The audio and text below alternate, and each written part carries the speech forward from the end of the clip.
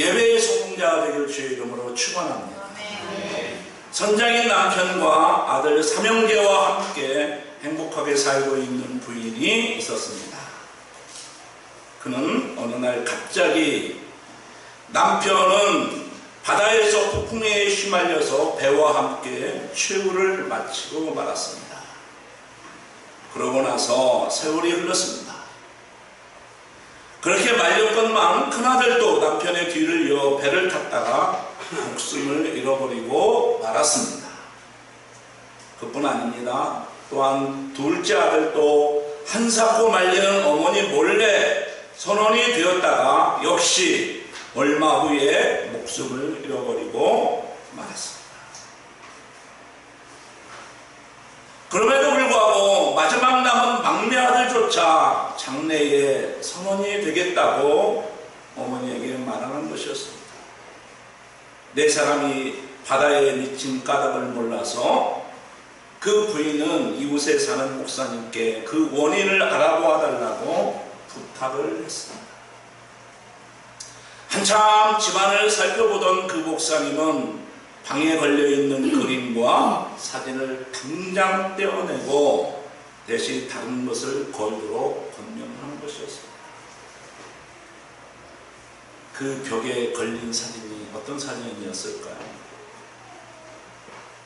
그 벽에 걸려있는 그림은 가슴을 설레게 만들 정도로 시원한 바다 그림과 그 옆에는 선장 차림의 멋진 아버지의 사진이 걸려 있었습니다. 그 사진이 아들들을 뭘로 몰아내는 거예요? 바다로 몰아내는 거예요.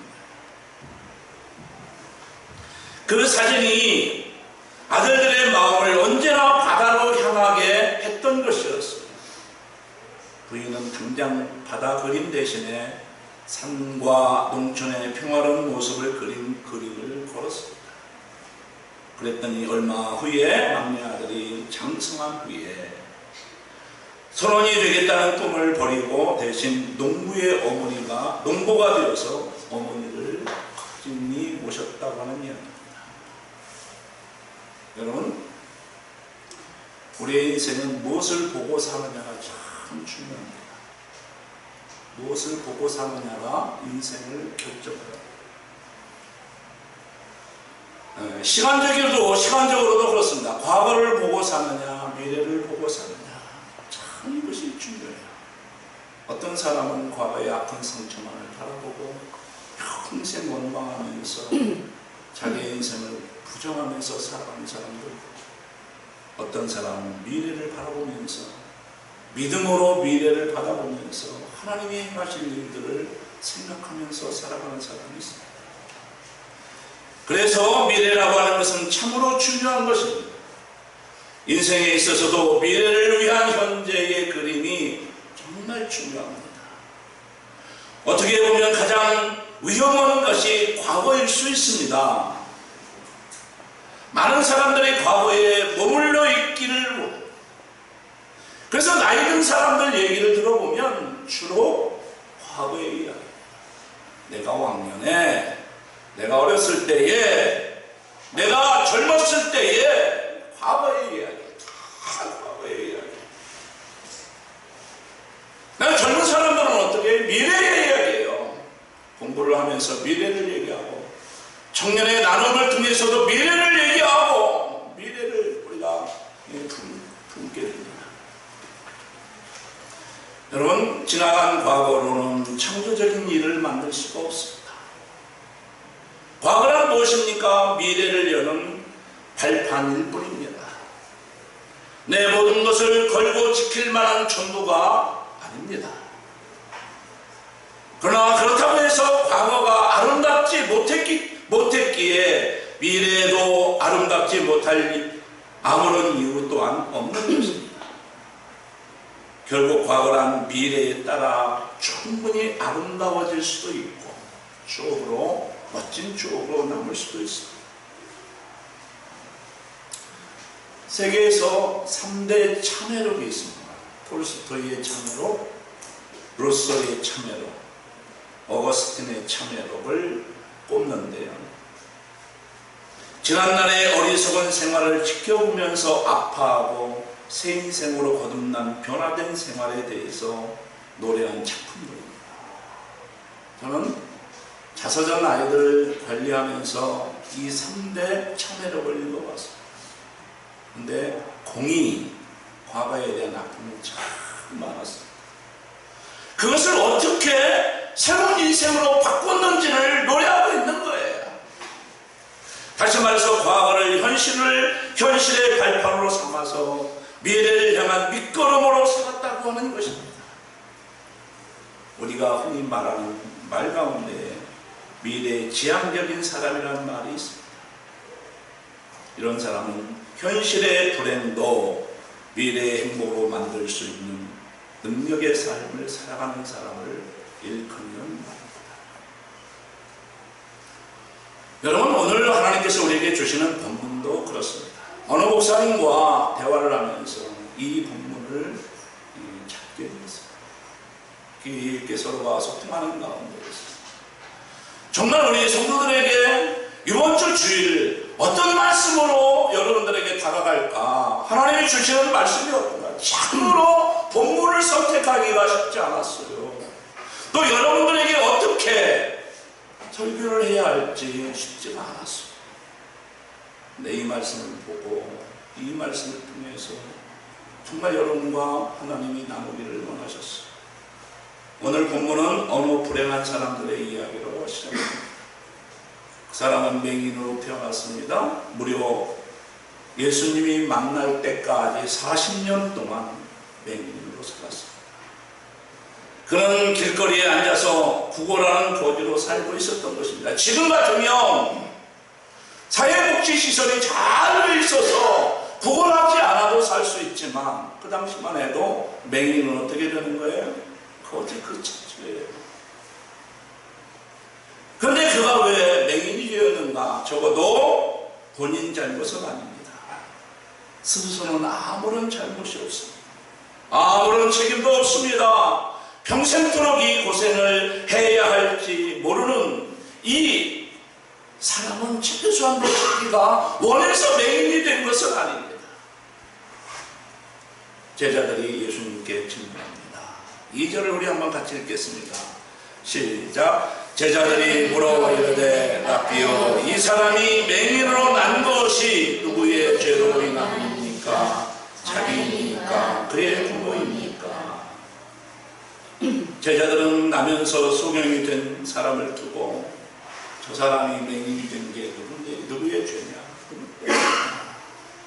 이 사람이 죄를 지어서 정말 맹인이 된 것이냐, 아니면 부모가 죄를 지어서 죄인이 맹인이 된 것이냐, 이렇게 묻고 있는 것입니다. 그런데 이 질문은 그 당시에 유대인은 대부분 가졌던 질문입니다. 당시 유대인들의 대부분은 현재의 불행은 과거의 죄 때문이라고 생각했기 때문입니다. 반대로 현재의 복은 과거의 의로움 때문이라고 여겼던 것이에요. 그래서 제자들의 질문은 소경의 죄의 원인, 소경의 불행의 원인을 가지고 질문하는 것입니다. 그것은 참으로 실존적인 질문입니다. 우리에게도 똑같은 생각의 패러다임이 있습니다. 누구의 잘못이냐? 나의 존재 받는 그 고난, 내가 직면하고 있는 이 문제는 누구로부터 말미암느냐? 집안에 어떤 큰 문제가 생겼어요. 교회에 어떤 큰 문제가 생겼어요. 이 죄의 원인이 어디에 있느냐? 누구의 책임이냐? 묻는 거예요.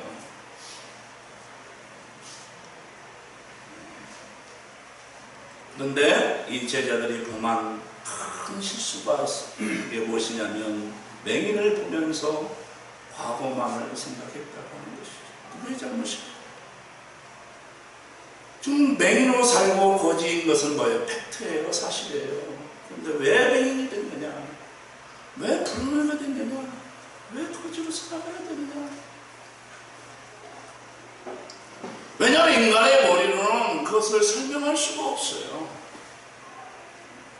그의 과거가 무엇이냐? 부모가 무슨 잘못을 저질렀기에 이토록 자식이 기가 막힌 보험을 받느냐, 그런 것을 정돈하고 있는 것입니다. 제자들은 소경된 사람의 그 불행의 원인을 과거에서 찾고 있는 거예요. 이런 우리들의 연약함을 염두에 두고 오늘 우리가 생각해 보아야 할 것은 예수님께서 이 문제에 대해서 어떤 해답을 내리시는가입니다. 예수님은 이 문제를 가지고 철학적으로 풀려고도 하지 않았습니다. 의학적으로도 이 문제를 풀려고 하지 않았습니다. 오직 하나님의 관점으로 이 문제를 바라보았던 것입니다. 그런데 이 질문에 대한 예수님의 대답이 정말 놀라운 것이에요. 우리 3절을 같이 한번 읽겠습니다. 시작.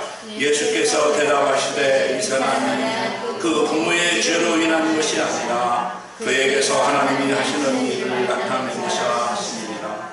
예수님의 대답은 뭐예요? 과거지 양적이 아니에요. 미래지 양적. 이것은 당시 일반 유대인들이 대부분 가지고 있지 않았던 관점이었어요. 하나님의 차원에서 본다면 이것은 불행이 아닙니다.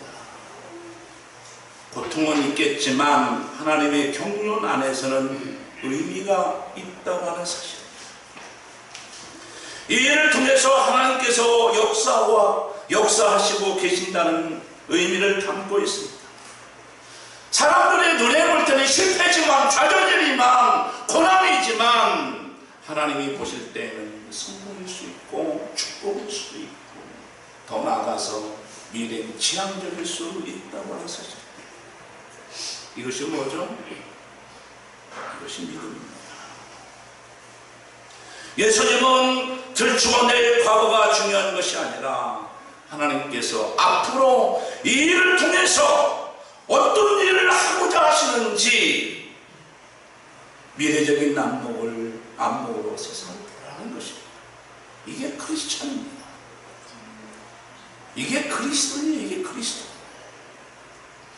그리스도가 없는 사람들은 과거에 집착해요. 심리학이 뭐예요? 모든 원인을 과거에서 찾는 거예요.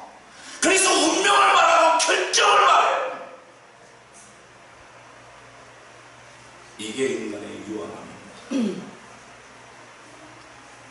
오늘 예수님께서 과거에 매여 현실을 바라보는 참으로 답답한 사람들 앞에서 놓고 교훈을 주시는 말씀이 뭐예요? 하나님이 하시는 일, 하나님이 하시는 일 기대가 되지 않나요? 내가 비록 맹유와 같은 고난에 처해있고 질병에 빠져있고 좌절에 빠져있지만 나를 통해서 하나님께서 하시는 일 얼마나 기대가 됩니까?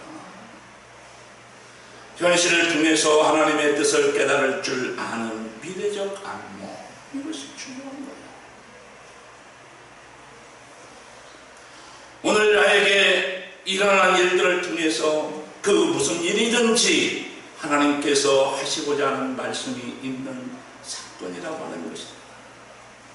이 사건을 통해서 우리에게 무엇을 말씀해 주는가? 저는 우리가 직면하고 있는 문제를 보면 100편의 설교보다 메시지가 많습니다. 교훈이 많이 담겨져 있습니다. 100권의 책을 읽는 것보다 이 사건 앞에서 우리 자신을 들여다볼 수 있는 교훈은요, 그보다 큽니다. 하나님이 하시는 그것을 보고 깨닫는 이것이야말로 뭐예요? 그게 신앙입니다. 그게 신앙. 이것이 믿음의 눈이라고 하는 말입니다. 여러분, 믿음이라고 하는 게 뭐예요? 어떤 사물을 보고 해석하는 관점으로 보아 그 믿음을 알 수 있습니다. 믿음이라고 하는 것은 하나님의 눈으로 모든 것을 해석하는 그런 시각을 말하는 것입니다. 모든 사람들은 다 좌절해요. 모든 사람들은 과거를 봐요. 모든 사람은 불가능을 얘기해요.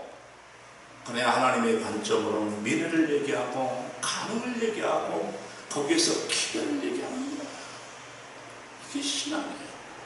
이게 믿음이에요. 제자들의 눈은 어디에 맞춰져 있어? 사람에 맞춰져 있어요. 사람에. 어떻게 저럴 수 있느냐? 저 비극이 어디에서 오느냐? 사람에게 맞춰져 있어. 그러나 예수님의 눈은 어디를 향하고 있습니까? 하늘을 향하고 있어. 하나님에게 맞춰져 있어. 그래서 힘하는 거야. 그래서 감동입니다. 그래서 내 인생에 하나님을 향할 수밖에 없는 것이, 예배에 우리가 집중할 수밖에 없는 것이 바로 여기에 있는 것입니다. 여러분, 수도원에 있는데요, 청년 때 친구 3사람이 있었어요. 2사람이 있었는데 한 사람은 의사가 되었고 2사람은 목사가 되었어요. 근데 그 목사가 된 사람이 갑자기 쓰러졌어요. 저보다 59년생, 저보다 한 살 어려요. 참 잘 나갔죠. 제 나이에 대한항공 들어가가지고 참 잘 나갔죠. 그런데 같이 위해서 기도하는 게 있어요. 이 3명은 교회도 기착을 같이 했어요. 청년들 참 교회를 잘 섬겼어요. 그런데 갑자기 화장실에 쓰러졌어요. 우리 윤용선 집사님 케이스. 근데 윤용선 집사님 기적이에요, 기적. 근데 그분은 병원에서 2손을 받았어요. 그 사람이 아프다는, 그 목사가 아프다는 그 사실 자체가 괴로운 게 아니라 그 사건이 해석이 되지 않는다는 거예요. 해석이 되지 않는다는 거예요. 왜 저 사람이 저렇게 고난을 받아야 되는지, 갑자기 저런 운명에 떨어져야 했는지 해석이 되지 않아요. 그래서 답답해요. 사람은 죽을 수가 있어요. 불행을 당할 수 있어요. 그러나 해석이 돼야 되는데 해석이 되지 않아요. 똑같아요. 맹인이 눈앞에 있어요. 해석이 되지 않아요. 이 불행은 어디서부터? 누구로 말미암는 고난이에요. 해석이 되지 않아요.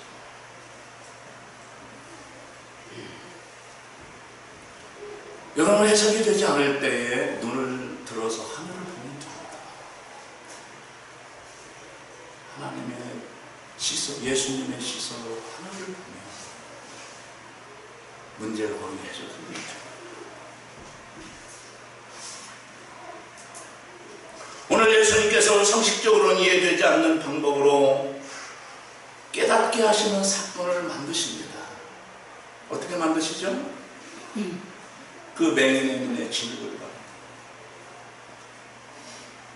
비판이 많죠. 뭐 하는 짓입니까?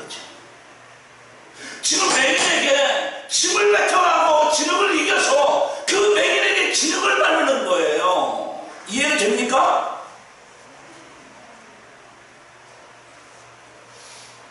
맹인을 더욱 욕되게 하는 일이 아닙니까?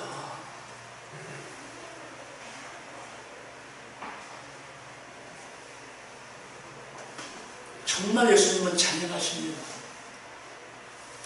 어떻게 사람을 이렇게 비참하게 만들 수 있습니까? 아랑곳하지 않고 예수님께서는 그 맹인을 향해서 뭐라고 얘기해서 실로암에 가서 씻으라. 참, 이 말씀이 중요해요. 믿음은 순종을 담아합니다. 순종이 없는 믿음은 기적이 일어나지 않습니다.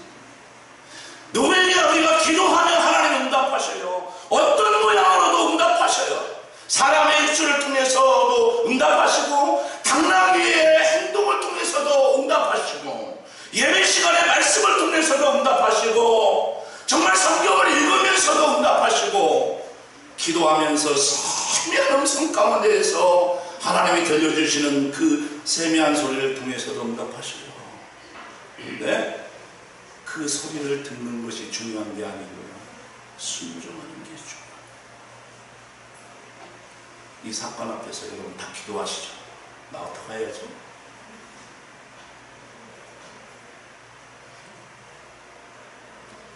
맹인에게 말씀하셨어요. 실로암에 가서 씻으라. 맹인일수록 귀가 더 발달하죠. 수근수근하는 소리를 그 맹인은 들었을 거예요. 어떻게? 정말 이 사람의 말대로 내가 가야 될 것인가? 아니면 기분 나쁘다고 자기가 짓고 있는 지팡이로 그 사람을 때릴 것인가? 그걸 결정해야 돼요. 그렇지만 여기서 칭찬받을 것은 맹인의 믿음이에요. 흙덩이를 묻히고 지팡이로 더듬으면서 콩죽 같은 땅을 흘리면서 먼지를 뒤집어 쓰고 어디를 향해 나갑니까? 실로암을 향해 나갑니다. 어쩌면 주변 사람들이 웅성 부르는 소리를 들었어요. 저 사람 도대체 어떤 사람이야? 창피하지도 않는가?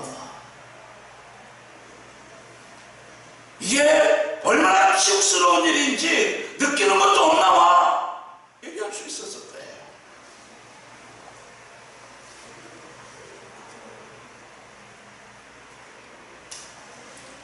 정말 순종이 없어서 망하는 세상에 순종이 없어서 쓰러져가는 사람들을 향해서 처음부터 원하셨던 모습이 어떤 모습이에요? 이 맹인의 모습이에요.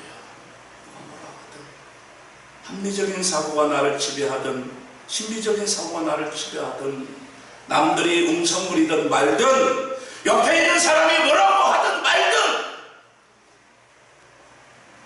한 발자국 한 발자국 예수님의 말씀을 따라서 신앙을 걸어가고 있었어요. 이 모습이 뭐예요? 예수님이 보고 싶었던 모습. 보고 싶었던 모습. 여러분, 예배 시간에 항상 말씀하셔요.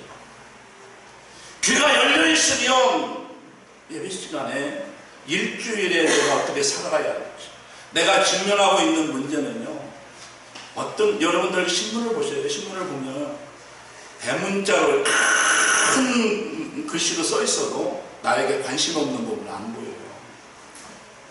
그런데요, 작은 글씨로 쓰여 있어도 내가 관심 있는 부분은 보여요. 설교 시간에 나하고 직접적으로 관련되어 있는 분들도 되어 있어요. 내가 직면한 문제에 대해서 귀가 열리게 돼 있어요. 그런데 그것에 대해서 내가 믿음으로 반응하느냐 아니면 그것을 묵살시키느냐 요것만 있을 뿐이에요. 근데 이 맹인은 믿음으로 반응했어요.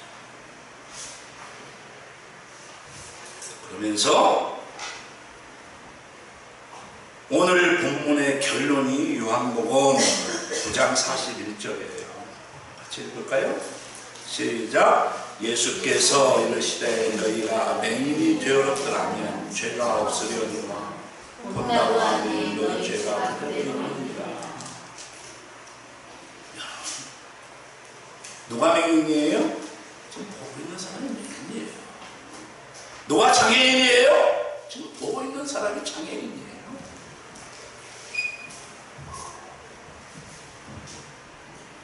이 맹인의 과거모와 부모들의 죄만 집요하게 파고드는 이 사람들이 뭐예요? 맹인이에요.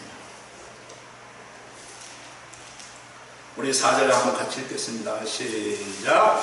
때가 아직 낮임에 나를 보내신 이의 일을 우리가 하여야 하리라. 밤이 오리니 그때는 아무도 일할 수 없느니라. 우리가 하여야 하리라.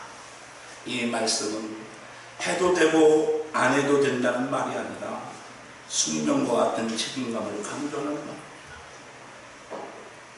남의 고난을 얘기거로 삼거나 고통에 대해서 자신은 예외라고 해놓고 다른 사람의 죄를 운운하고. 한번 저 한번 보실래요? 손가락 이렇게 해보세요. 저는 항상 이것을 생각합니다. 너 때문이야. 왜? 너 때문이야. 한번 해보세요. 너 때문이야. 너 때문이야. 하나는 어디를 향하고 있어요? 하늘을 향하고 있고. 당신 때 죄, 당신의 문제죠. 이 세계에서는 어디를 향하고 있어요? 자신을 향하고 있어요.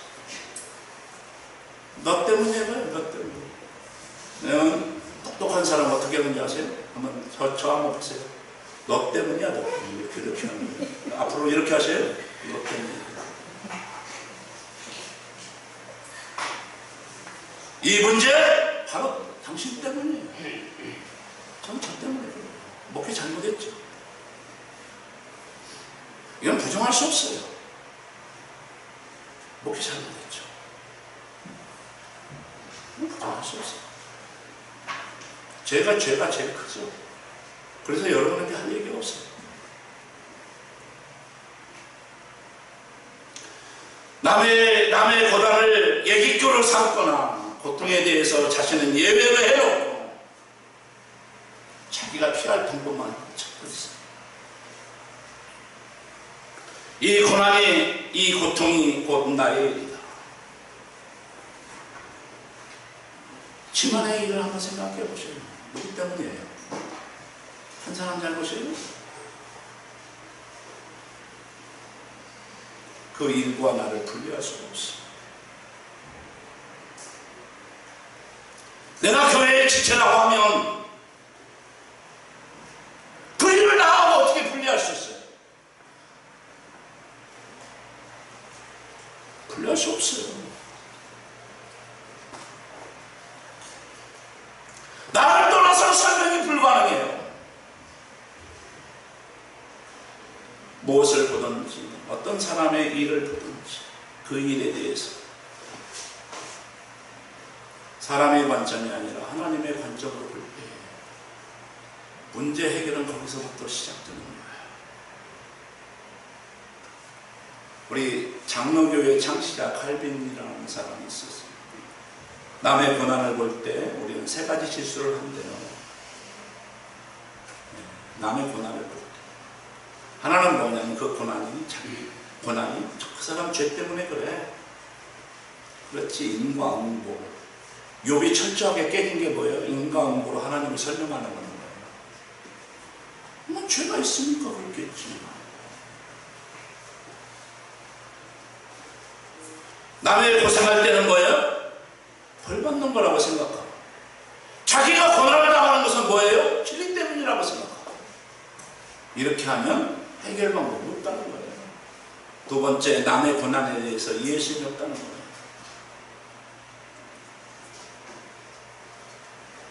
어제는 수환이하고 울면서 얘기해서 얼마나 많이 울었는지 몰라요. 너무너무 미안한 거예요.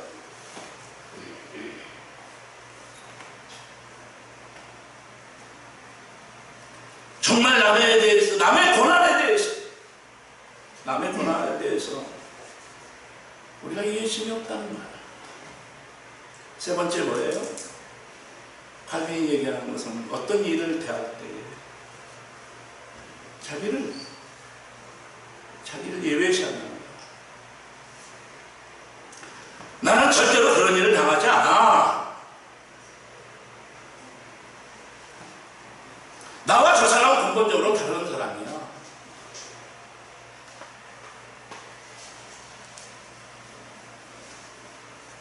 우리가 이 세 가지 범하기 쉬운 잘못이야.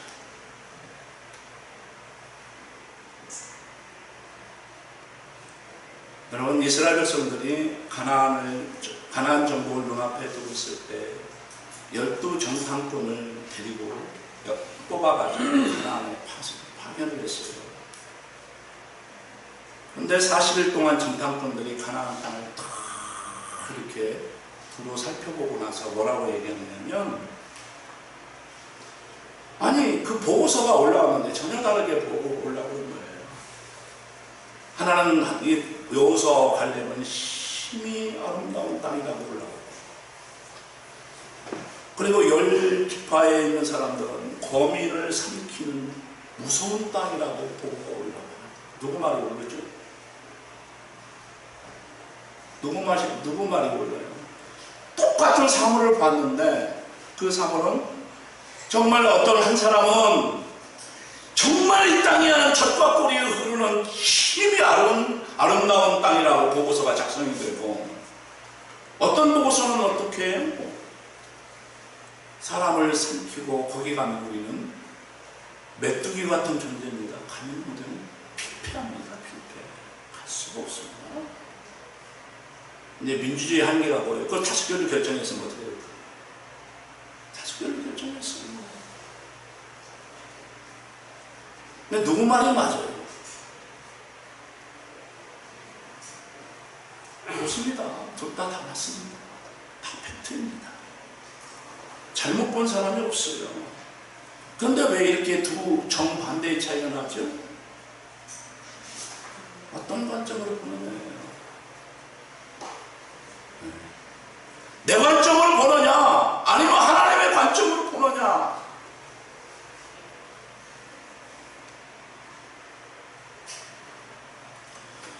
여러분, 하나님께서 일하실 때 반드시 문제를 통해서 일하십니다. 반드시 문제를 통해서 일하셔요. 우리는 고난만 보아서는 안 돼요. 우리가 그 이 고난을 통해서 하나님께서 우리에게 어떻게 일을 간섭하고 계시는지 그것을 봐야 돼요. 여러분, 똑같은 돛담배가 앞에 놓여 있었어요. 근데 바람이 동풍이 부는 거예요. 이게 똑같은 배가 같은 방향을 다 이렇게 놓고 있는, 이게 이렇게 향하고 있는데 배가 동풍이 탁 부는 거예요. 근데 이상해요. 배가 한쪽 배는 어떻게 북으로 가고 한쪽으로는 남쪽으로 가는 거예요. 이상하죠? 왜 이런 일이 일어났을까요? 그 이유는 무엇일까요? 돛의 방향 때문에 그렇습니다. 똑같은 고난이에요. 어떤 사람이 이 고난을 통해서 우리는 정말 하나님을 더 가까이 갈 수 있고 하나님을 만날 수 있고 내 인생에 하나님의 일하심을 목격할 수가 있는데 어떤 사람은 어떻게 되죠? 하나의 사건일 뿐이에요. 여러 사건 중에 하나일 뿐이에요. 우리의 신앙도 마찬가지예요. 믿음의 관점에 따라서 성공과 실패가 갈려져요. 한 가지 말씀만 드리고 말씀을 마치겠습니다. 시브리에서 따바르라는 말이 있어요. 따바르. 그 말씀은 말씀이라는 뜻도 되고요. 사건이라는 뜻도 되고. 우리는 항상 하나님께서 사건을 통해서 우리에게 말을 걸어줘. 성경에 온통 사건으로 점철되어 있어요. 그런데 누가 승리합니까? 이 말씀을, 이 사건을 잘 믿음으로 해석한 사람들이 다 성공해요. 승리해요. 오늘 또 믿음의 관점으로 세상을 볼 수 있는 저와 여러분들에게 주의 이름으로 축원합니다.